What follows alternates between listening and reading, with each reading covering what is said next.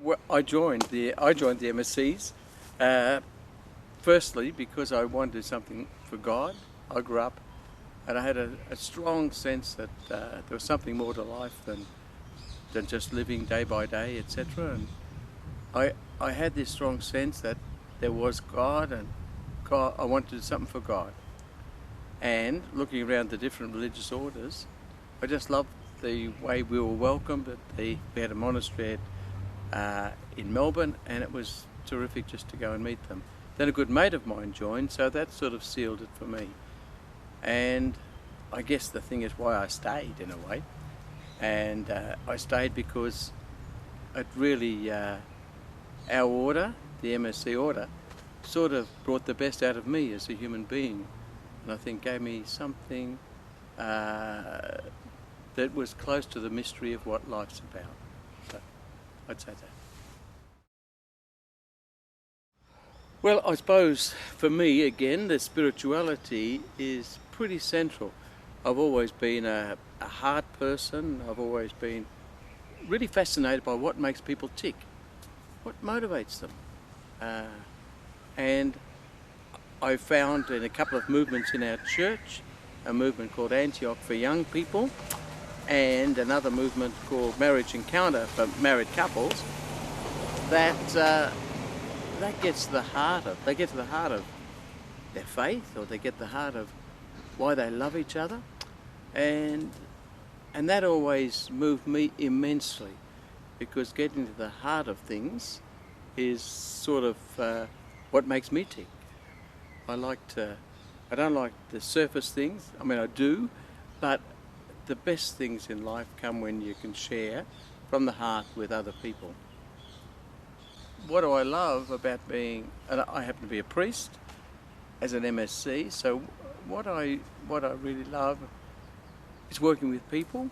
I love to find a way of talking about life and how they're going with their lives, and maybe in the setting of a family. And we have a number of parishes, so that's a fairly wonderful way. It's a great way of meeting people who are sick.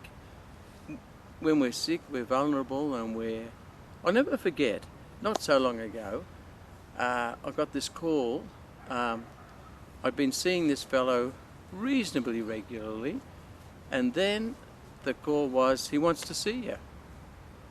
And I thought, oh, okay. He was in hospital, and I went, and I thought he was going to tell me something profound, and it was, but so simple. It was the story of his life, from the wartime, how he met his wife, and all of that. And I think this was the last thing he really did, because he died that night. And I found that profoundly moving, and I think this is the privileged position of being a priest, and with our order, it's being there as a presence for people who want to talk.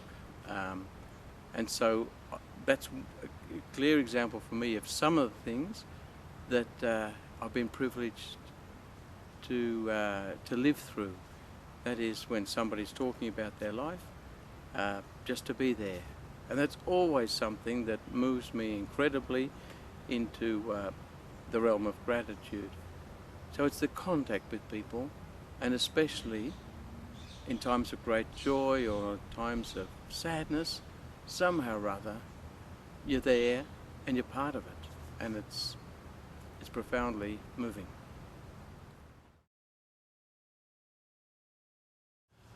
One of the challenges some of them are, like in today's world, our world is very, very fast moving, and so it's not as easy for us to move inwards and listen to what's going on inside our own lives, to be contemplative, if you like. So a big challenge is, for me as an MSC, is how to create experiences for people to reflect on what's precious in their lives, what do they want out of their life, to listen to their own heart. We use the word secular, it's we don't get from our culture, the call to listen to God. Our culture sort of is unconsciously, but sort of saying to us that this world is busy enough and life is full enough without a transcendent, without a divine dimension. So I think the divine dimension comes really when we listen to some brilliant music that touches our soul, or a good piece of poetry, or a movie that says something magnificent about being a human being. All those experiences, but they need to be depth in some way. Or the birth of a baby, getting married, all those experiences. How to depth them, or enable people to listen to them a little bit more, given the fact that we don't have time these days. I think that's a massive challenge for me. And other challenges might be our church.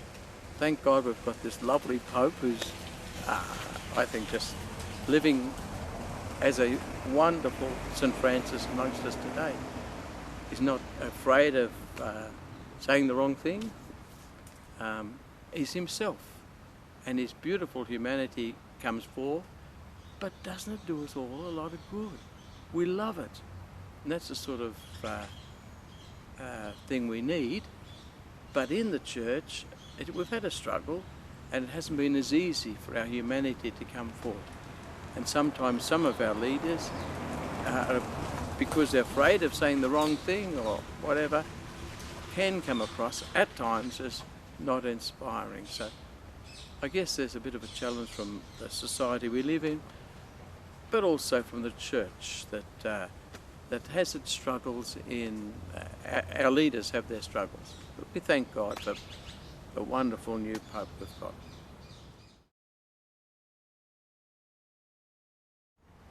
Wow, for me, Jesus is the most beautiful human being that you'd ever come across, that I've ever come across.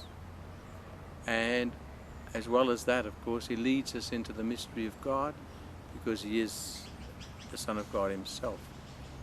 So I sense in the Gospels this extraordinary person who teaches me how to love, teaches me how to live, teaches me that everything in my life has a purpose, that I'm okay, even though I know I've got a lot of faults, that I'm still okay. I'm loved and lovable. And his whole life, as I read it, was trying to affirm me, to affirm us. So I relate to him very much as the core of my life and as the key relationship in my life. So I try to do that through my prayer. I meet him, and events of the day sort of invite me just to have a word with him. So it's really like a friend. It's not the formal prayers, although I love formal prayers too, and I love saying the Eucharist, and I love that. But my relationship with him is on another sort of a plane, generally speaking. Well, it's the heart, getting into the heart of things. Being the best human being I can, being the most welcoming human being I can.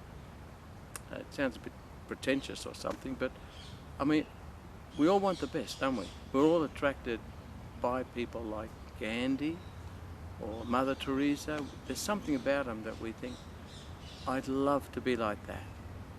Well, Jesus is like that for me.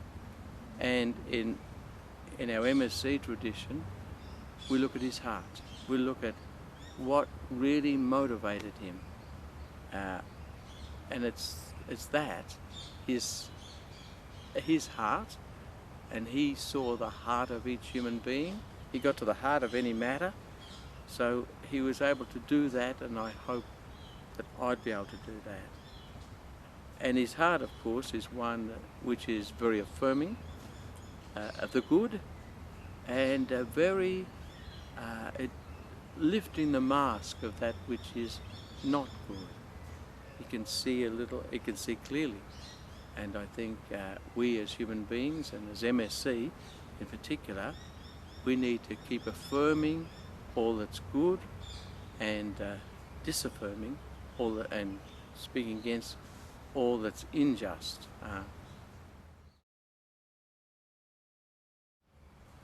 Well, I think we all want to be happy. We all want to contribute something to life.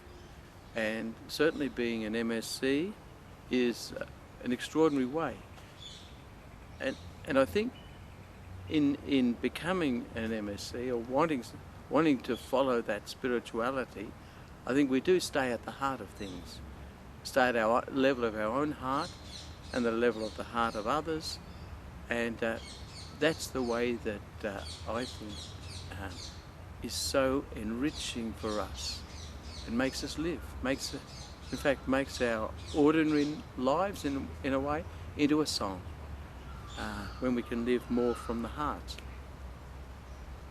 So I know, looking back on my life, I'm immensely grateful for the privilege of being an MSC, and I'm grateful that we exist, because I've seen so many people just so grateful for the spirituality, if you like, or the way that we live our religious life, that it speaks to others in a very simple but a very attractive way. We're trying to be, in a sense, on earth the heart of God. We have that saying, an MSC is meant to live on earth, to be on earth the heart of God.